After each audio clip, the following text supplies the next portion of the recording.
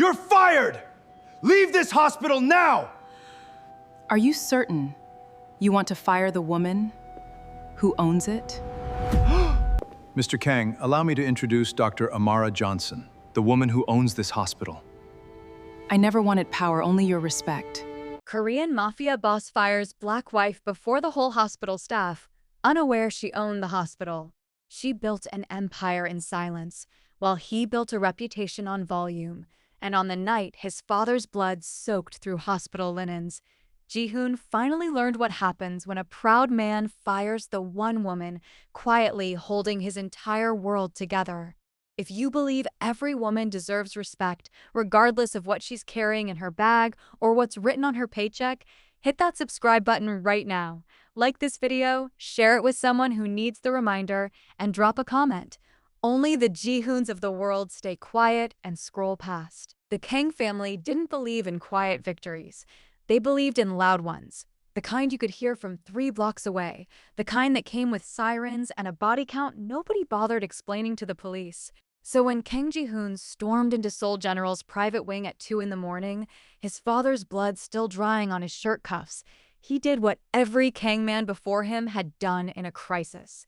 He found someone to blame, and he made sure everyone watched him do it. Amara Johnson had been on her feet for 11 hours straight, the kind of shift that turned coffee into a personality trait, when she got the call about a gunshot victim being airlifted in from the docks. She didn't know yet that the patient was her father-in-law. She didn't know yet that the man pacing the waiting room like a caged animal, snapping at nurses and threatening to fire the entire radiology department for taking too long with scans, was about to become the villain of his own cautionary tale. She walked in, still wearing her white coat, clipboard in hand, calm in the specific way trauma surgeons learn to be calm, which is to say she'd long ago stopped flinching at blood, screaming relatives, or men who confused panic for authority. "Mr. Kang," she said, using his family name the way she always did in front of hospital staff, a small professional boundary she'd insisted on since the wedding. "Your father's in surgery. He's stable for now, but the next few hours matter." Ji-hoon didn't hear stable. He heard for now, and something in him, something built from generations of men who solved problems with fists and threats and the occasional disappearance, snapped clean in half. "For now?" he repeated, loud enough that a janitor 2 hallways down paused his mopping. "That's the best you people can give me? My father is dying and you're telling me for now?" Here's the thing about Ji-hoon that even his own mother would admit under oath. He had never once, in 34 years of life, learned the difference between fear and rage.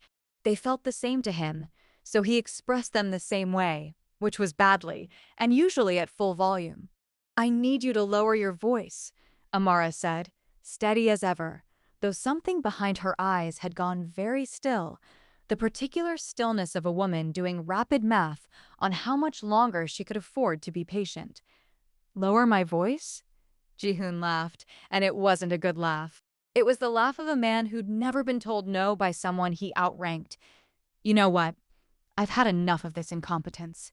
You're done. Fired. Pack up whatever it is you people carry around in those little bags and get out of my hospital before I have you removed." The waiting room went silent in that particular way. Rooms go silent when everyone realizes they're witnessing something they'll be gossiping about for months. Nurses froze mid-step. A patient's elderly mother stopped fanning herself. Somewhere near the vending machines, a maintenance man lowered his phone slightly, torn between minding his business and getting this on camera for posterity. Amara didn't move. She didn't reach for her badge. She didn't remind him, not yet, that this wasn't his hospital to hire or fire anyone from, that the deed sitting quietly in a Geneva filing cabinet had her name on it, and not a single syllable of his. She simply looked at her husband, this man she'd stitched back together in a Chicago emergency room 3 years ago, and felt something settle inside her that was colder and far more dangerous than anger. If you've ever watched someone humiliate the very person keeping their world from collapsing, you already know exactly where this is headed. And trust me, Ji-hoon has no idea what's coming. Let me know if this hook and opening chapter feel right, and I'll move straight into chapter 2. The thing about firing your wife in front of 40 witnesses is that word travels faster than any ambulance ever could.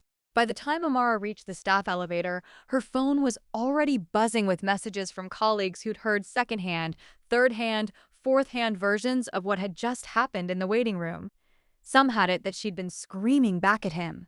Others had it that security dragged her out by the collar of her coat. The truth, as usual, was far less dramatic and far more devastating. She'd simply stood there and let him finish. She rode the elevator down to the records office instead of up to her own department, because if Ji-hoon wanted a scene, she'd give him something to actually be afraid of. Dr. Naledi Osei, the hospital's chief of staff and the only person besides Amara's lawyer who knew the full truth about the ownership structure, met her by the filing cabinets with the particular expression of a woman who'd been expecting this call for 18 months. "He doesn't know," Naledi said. "Not really a question." "He's never once asked who signs his father's surgical bills," Amara replied, pulling up the hospital's ownership documents on the records terminal like she was checking the weather. Why would he start now? There is a specific kind of poetry in watching a man dig his own grave with a shovel he doesn't know belongs to the woman he just insulted. Ji-hoon had spent 3 years assuming his wife's late nights, her exhaustion, her occasional disappearances to handle paperwork were just the unglamorous side effects of medicine.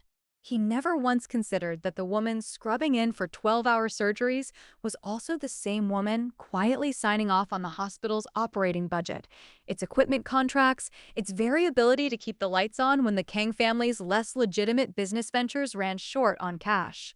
Amara had built this empire the way she built everything else in her life, brick by brick, in silence, while the men around her assumed silence meant weakness.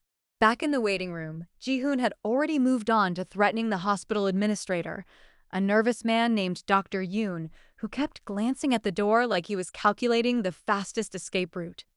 "I want her credentials pulled by morning," Ji-hoon barked. "I want her name off every document in this building." "Sir," Yoon said carefully, sweat beading at his hairline, "I'm not sure that's something I have the authority to do." "Then find someone who does." Here's a fun bit of irony for you. The only person with the authority to pull Amara's credentials was Amara herself, since she technically owned the majority share of the hospital's board. Ji-hoon was standing in the middle of his own trap, screaming at the walls, completely unaware that the exit he was looking for didn't exist. If you've ever watched someone this confidently wrong about their own power, ask yourself this in the comments. Have you ever underestimated someone quiet, only to realize later they were the one holding all the cards? Because Ji-hoon is about to learn that lesson the hard way, and there is no version of this story where he gets to skip the consequences. Subscribe if you believe arrogance always meets its match. Only the Ji-hoons of the world scroll past this one. 3 hours later, Dae-sung came out of surgery alive, stable, and furious in his own right, though for reasons that had absolutely nothing to do with his son's tantrum and everything to do with a phone call he'd made 2 weeks earlier trying to quietly sell hospital shares to cover a debt he'd never told his family about. When his lawyer finally called back with the buyer's name attached to the paperwork, Dae-sung nearly fell out of his hospital bed. The name on the deed wasn't a corporation. It wasn't a rival syndicate. It was his daughter-in-law. And somewhere down the hall, Ji-hoon was still bragging to a nurse about how he'd handled the incompetence problem, blissfully unaware that the ground beneath him had already cracked wide open. Dae-sung demanded answers before the anesthesia had even fully cleared from his system, which should tell you everything you need to know about the kind of man he was. Tubes still taped to his arm, voice still gravelly from the ventilator. He grabbed his lawyer's wrist hard enough to leave marks and said one word: "Confirm." The lawyer, a nervous man named Dr. Baek, who'd made a career out of laundering the Kang family's business dealings through legitimate-sounding paperwork, swallowed hard before answering. "It's confirmed." The majority shareholder purchased through 3 holding companies over the last 18 months. The final signature traces back to Amara Johnson-Kang. Dae-sung laughed, not the polite laugh of a man amused by irony, but the raw, disbelieving laugh of a man realizing he'd been outmaneuvered by someone he'd dismissed at every family dinner for 3 years as his son's expensive foreign hobby. Here's the metaphor. nobody in that hospital room wanted to say out loud. The Kang family had spent generations building walls to keep outsiders from seeing their weaknesses, and the whole time, the woman they'd never fully let inside those walls had been quietly reinforcing the foundation while they weren't looking. "Does Ji-hoon know?" Dae-sung asked. "No," Baek said. "I don't believe anyone informed him." Dae-sung leaned back against his pillows, wincing as the movement pulled at his stitches, and for the first time in longer than he could remember, felt something dangerously close to respect for a woman he'd spent years politely tolerating at holiday gatherings. Down the hall, Ji-hoon was busy making things worse for himself in real time, which had become something of a personal specialty. He'd cornered the hospital's head of security, insisting Amara's badge be deactivated immediately, loud enough that 2 nurses had already started a betting pool on how long it would take before someone told him the truth. "Sir," the security chief said carefully, "I don't have clearance to deactivate that badge." "Why the hell not?" "Because her clearance level is higher than yours." Ji-hoon blinked. "Excuse me?" "Her access badge is Tier 1, sir. Board level. Yours is Tier 3, visitor access." There is a very specific silence that happens when a man realizes he's about to be humiliated twice in one night, and Ji-hoon sat in it for a long, uncomfortable moment before storming off toward the records office, determined to get answers from someone, anyone, willing to give him the version of events where he was still in control. What he found instead was his own name on a guest visitor log and his wife's name on every ownership document in the building going back 18 months. Dr. Yoon, the nervous administrator who'd spent the entire night hoping to avoid exactly this conversation, finally cracked under the weight of Ji-hoon's glare. "Sir, Dr. Johnson-Kang isn't just a physician here. She's the majority shareholder, has been for over a year. Technically, she's your father's boss, and yours, in this building." The color that drained from Ji-hoon's face in that moment was the exact shade of a man watching his entire understanding of his own marriage collapse in real time. Every assumption he'd made about his wife working late nights out of some naive devotion to medicine, every joke he'd made at dinner parties about marrying beneath his family's station, every ounce of condescension he'd worn like cologne for 3 years, all of it came crashing down under the weight of one simple, humiliating fact. He hadn't married a woman who needed his family's money. He'd married the woman quietly keeping his family's crumbling empire afloat, and he'd just fired her, in public, for the crime of telling him the truth about his father's condition. Somewhere in the hospital, in a quiet office with the lights dimmed, Amara sat reviewing quarterly reports as if nothing unusual had happened that evening, because as far as she was concerned, nothing had. She'd survived worse humiliations from smaller men. She simply hadn't expected this particular humiliation to come from the man she'd married. If there's one thing this story wants you sitting with before the real reckoning begins, it's this. Power that hides in plain sight is still power. And the moment Ji-hoon realizes exactly how much of it he underestimated, there will be no version of this night he gets to walk back. Ji-hoon found her in the records office an hour later, still in her white coat, still reviewing reports like the last 2 hours hadn't happened. He stood in the doorway for a long moment, the swagger that had carried him through the entire night suddenly nowhere to be found. "You own this hospital," he said. Not a question, a confession. "I do," Amara said, not looking up from the tablet in her hands. "Since when?" "Since 1.5 years ago, when your family needed a discreet buyer for majority shares and nobody thought to ask the doctor in the room whether she had opinions about medical real estate." She finally looked up at him. "You never asked me what I did with my money, Ji-hoon. You assumed. It's a habit of yours." He opened his mouth, closed it, opened it again. For a man who'd never struggled to fill a silence with volume, he suddenly had nothing to say, which was, in its own way, the loudest thing he'd done all night. "I fired you," he said finally, like saying it again might change the outcome. "You tried to," Amara corrected. "There's a difference between firing someone and yelling at your own boss in front of 40 witnesses and a very confused vending machine technician who is, as of an hour ago, already 3,000 views deep on a video he posted without asking either of us. Here's the dark comedy of it all. Ji-hoon, heir to a syndicate built on secrecy, discretion, and the quiet disappearance of inconvenient problems, had just handed his most humiliating moment to the internet, free of charge, courtesy of a bored maintenance worker with excellent phone reception. "I want to fix this," he said.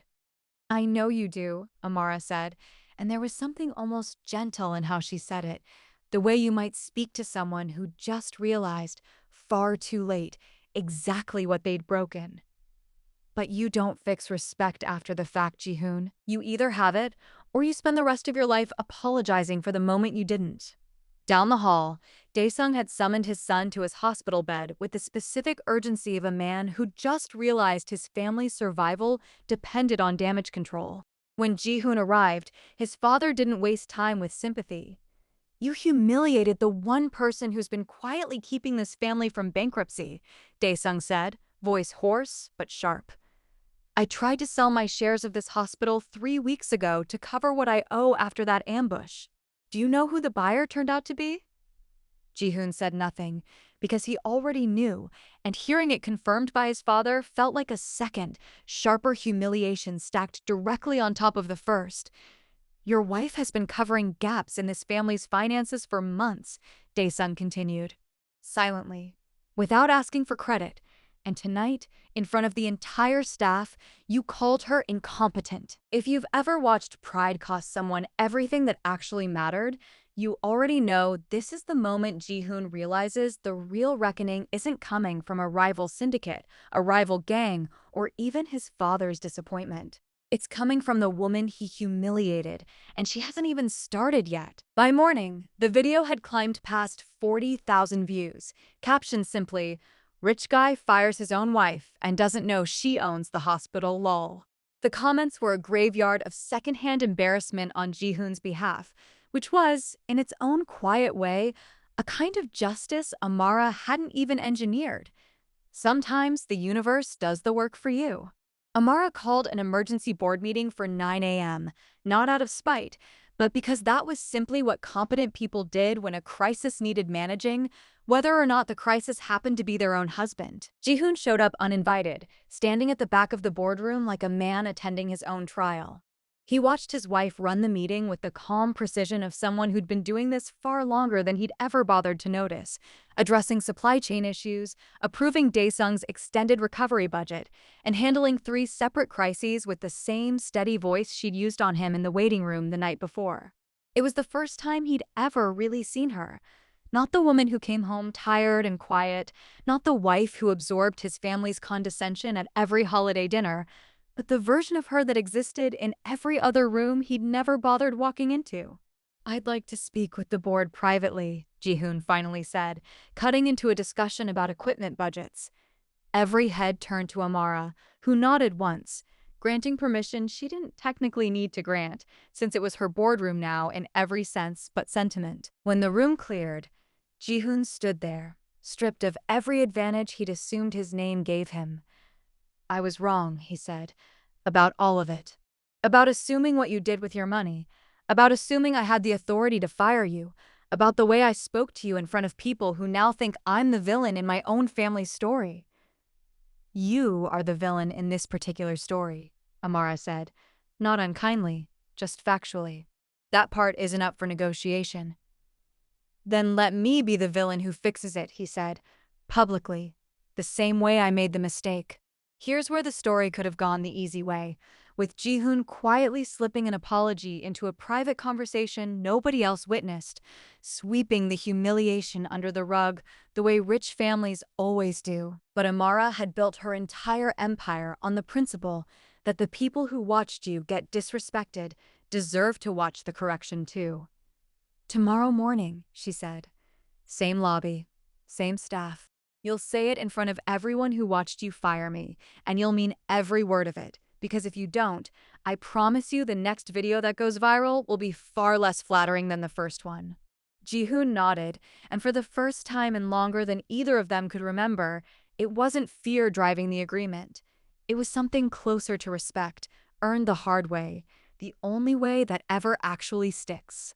If you've ever wondered whether accountability only counts when it's public, drop your answer in the comments, because Ji-hoon is about to find out exactly how loud an apology needs to be to undo a humiliation everyone witnessed. Subscribe if you believe people should answer for their mistakes in the same rooms they made them.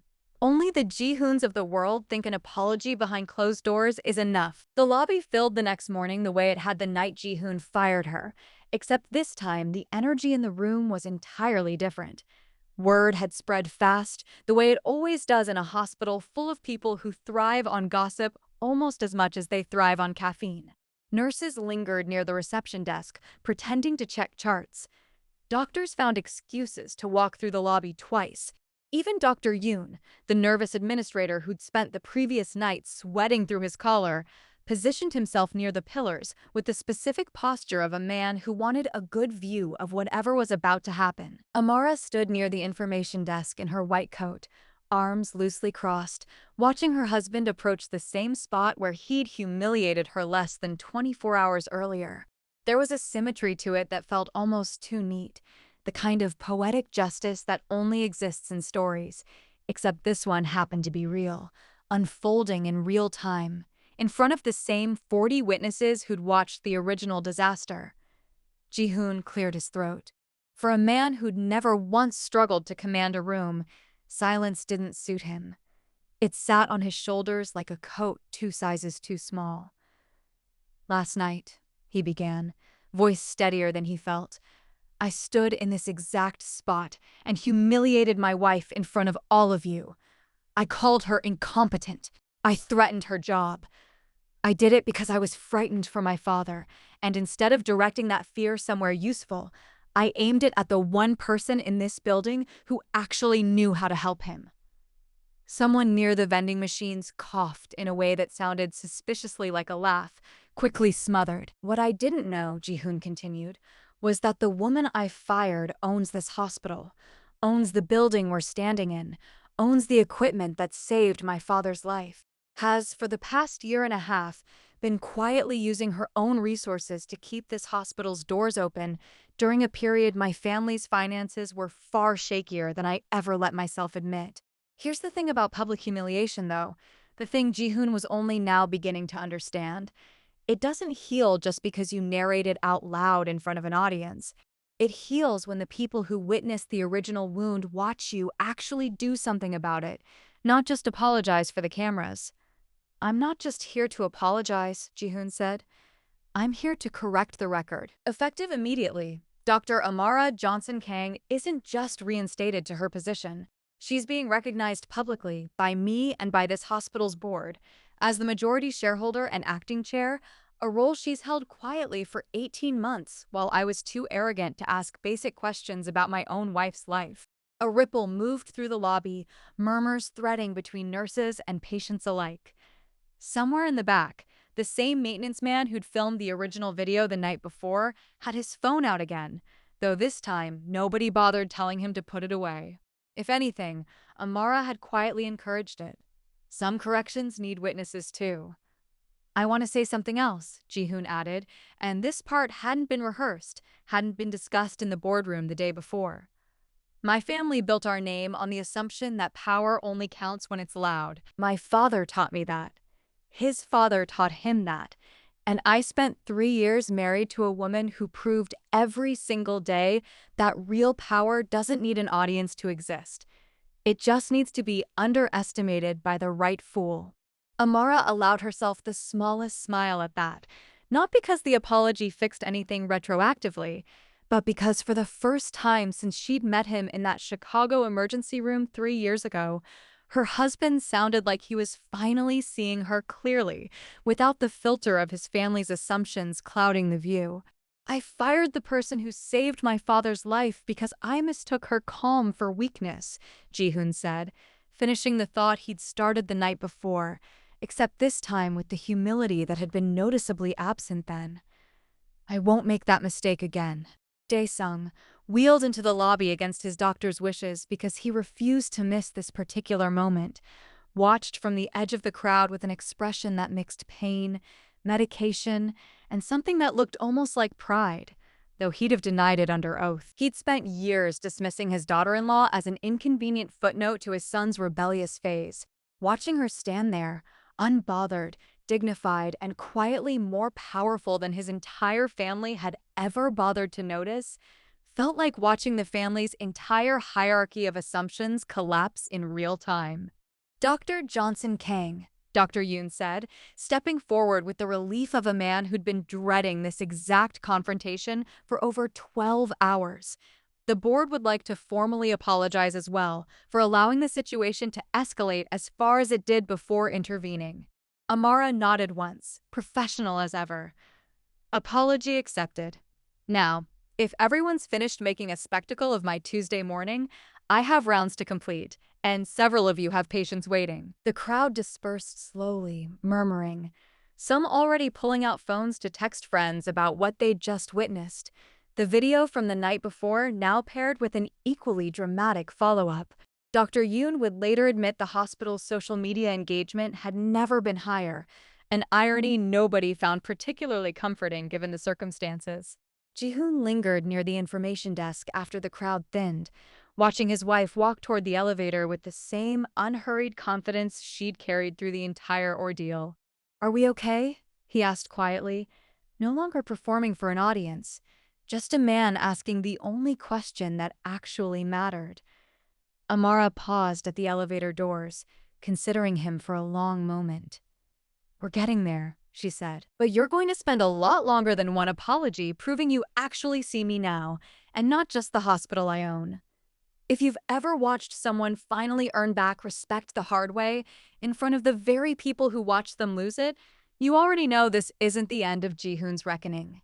It's just the beginning of him learning what it actually costs to keep it. 3 weeks passed before Ji-hoon understood that an apology in a lobby, however public, however sincere, was only the opening line of a much longer conversation.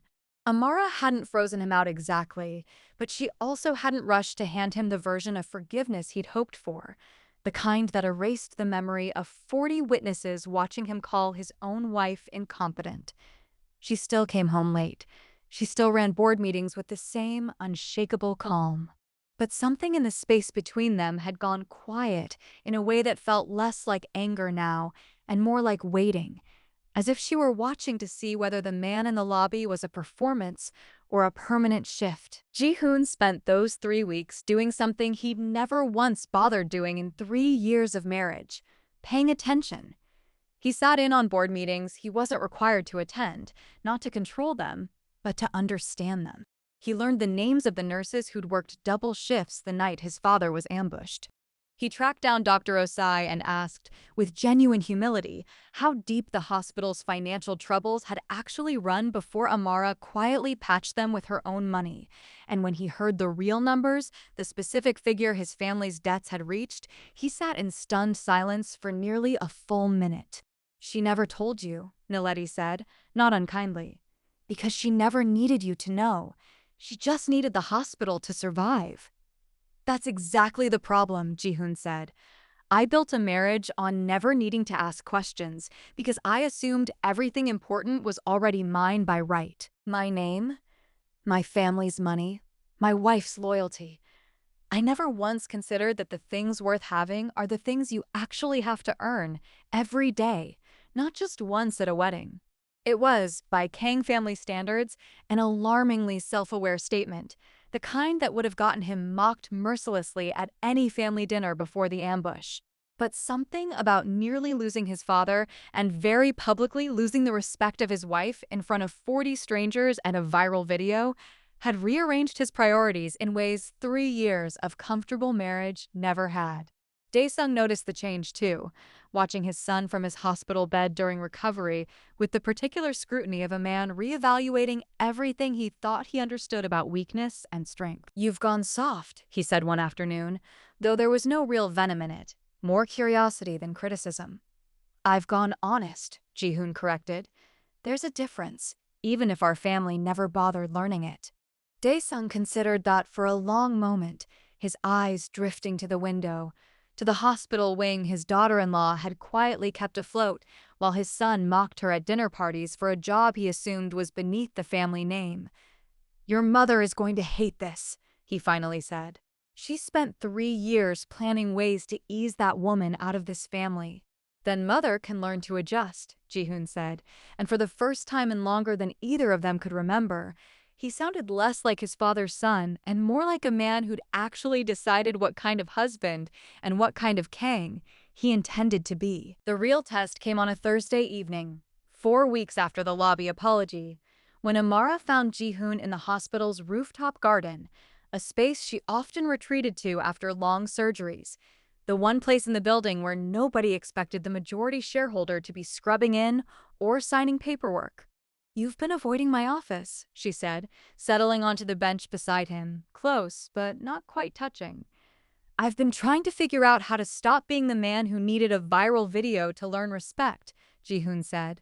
"It's slower going than I expected." Amara almost smiled at that, the first real crack in the composed distance she'd maintained since the night of the ambush. You know what the worst part of that night actually was? It wasn't the yelling. I've had worse from men with less to lose. It was watching you look at me and see a stranger, after 3 years of marriage, because you'd never once bothered looking closely enough to know who I actually was outside of what I did for you. "I know," he said quietly. "I spent 3 years assuming the version of you I saw at home was the whole picture. I never asked what you carried during the hours you weren't with me. That's on me, not you." "It is," she agreed, no softness in the correction, just fact. "But you showed up in that lobby and said it in front of everyone who watched you tear me down.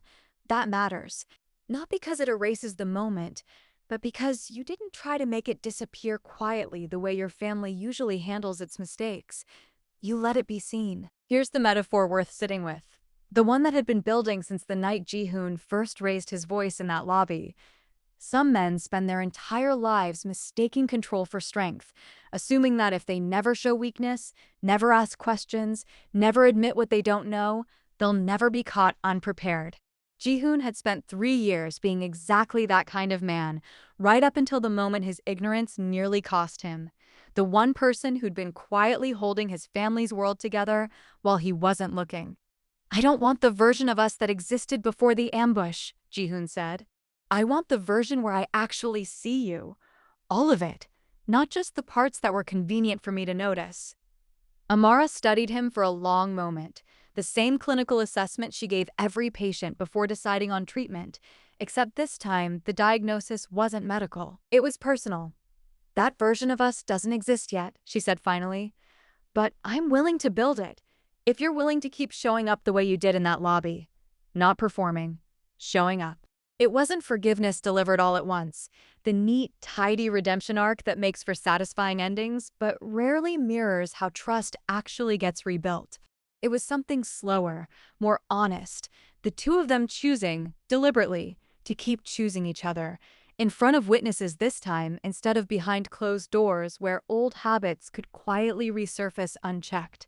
6 months later, when Dae-sung fully recovered and the Kang family's finances stabilized under terms Amara herself helped negotiate, the hospital board unanimously voted to name the newly renovated trauma wing after her, a quiet, permanent correction to a very public mistake. Ji-hoon stood in the crowd at the dedication ceremony, no longer at the back trying to disappear into pillars, but front and center, applauding louder than anyone else in the room.